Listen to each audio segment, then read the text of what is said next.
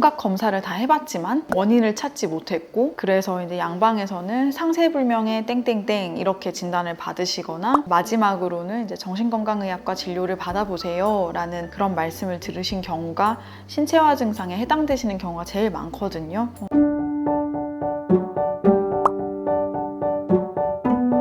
안녕하세요. 우선 신체화 증상이라는 말씀을 드렸는데 사실 이거는 우리 정신의학 편람에 나와 있는 그런 좀 딱딱한 명칭이긴 합니다. 근데 이제 한의원에 오시는 대부분의 환자분들께서 신체화 증상이라는 어떤 진단명에 많이 적합한 경우가 많으세요. 온갖 검사를 다 해봤지만 원인을 찾지 못했고, 그래서 이제 양방에서는 상세불명의 땡땡땡 이렇게 진단을 받으시거나 마지막으로는 이제 정신건강의학과 진료를 받아보세요 라는 그런 말씀을 들으신 경우가 신체화 증상에 해당되시는 경우가 제일 많거든요. 증상들은 굉장히 다양합니다. 소화가 안 되시는 경우, 과민성 대장증후군처럼 뭔가 대장 활동이 불편하신 경우, 그리고 두통, 어지럼증, 과민성 방광, 생리통이 굉장히 심하신 것, 상세불명의 알 수 없는 온갖 어떤 통증들, 다 이런 것들이 좀 신체화 장애에 해당되는 질환입니다.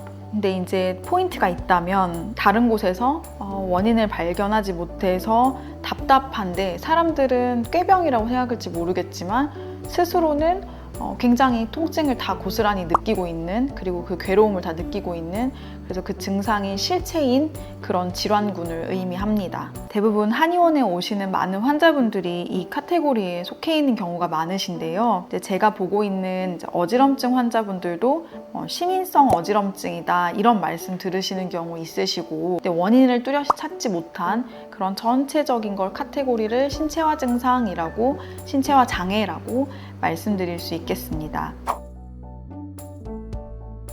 원인은 크게 두 가지로 나누어서 말할 수 있을 것 같은데요. 이제 우리가 어떤 증상을 만들어낼 때 뇌에서 그거를 만들어내는 부분도 있고 신체에서 나오는 신호가 또 만들어내는 부분도 있습니다. 그래서 크게 두 가지 정도의 원인을 설명드릴 수 있을 것 같은데, 첫 번째는 뇌에서 이제 신경전달 물질 중에서 흥분을 이렇게 유도하는 그런 물질들이 과도하게 있었을 때, 그럴 때에도 이게 신체화 증상을 나타낼 수 있고요. 그 다음에 두 번째로는 말 그대로 내 신체의 강약이 있기 때문에, 예를 들어 내가 타고나기를 귀 속에 전정 기능이 약했다라고 하신다면 그게 조금 어떤 심리적인 스트레스와 연결되면서 어지럼증으로 가실 수 있는 것 같고, 내가 타고난 부분이 위장이 좀 약하다, 늘 소화를 시켰을 때 뭔가 좀 편안한 느낌이 아니었다라는 경우에도 스트레스를 좀 더 받는 상황에서 그게 기능성 소화불량이나 과민성 대장으로 이어지는 경우들이 생기시는 것 같습니다. 그래서 크게 두 가지, 첫 번째는 이제 스트레스에 관련된 요인 때문에 신경전달 물질의 불균형, 그 다음에 두 번째로는 내가 약하게 타고난 어떤 장부의 어떤 기능, 이게 원인이라고 볼 수 있겠습니다. 신체화 장애에 대해서 자주 하는 오해, 대표적으로는 마음먹기에 달렸다, 이제 이렇게 말하는 건데요. 제가 학생들을 뵙는 경우들이 있는데, 고등학생의 어떤 신체화 장애를 진료를 하게 될 때 가장 학생들이 듣기 힘들어하는 말이 수능 끝나면 다 좋아져, 고등학생 다 끝나면 다 좋아져, 이런 말들을 굉장히 버거워하거든요. 절대 꾀병이 아니다, 절대 마음먹기에 달려있지만은 않다, 이게 대표적인 오해에 대한 진실일 것 같고요. 신체화 장애를 이제는 환자분들께서 너무 오랫동안 고생을 하시다 보니까 진짜 내가 마음먹기에 달렸나 봐 라고 해서 과도하게 노력을 하시는 경우가 있으세요. 노력으로 해결될 수 있는 영역도 있고요. 근데 그렇지 못한 영역도 분명히 존재합니다. 그 이유는 자율신경계가 많이 여기에 관여하고 있기 때문인데요. 자율신경계는 말 그대로 신경계 앞에 자율자가 붙어 있잖아요. 그래서 내가 스스로 조절할 수 있는 영역은 아닙니다.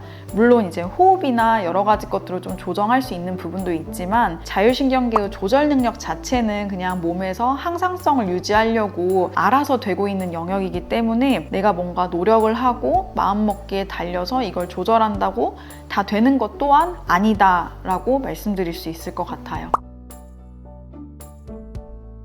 네.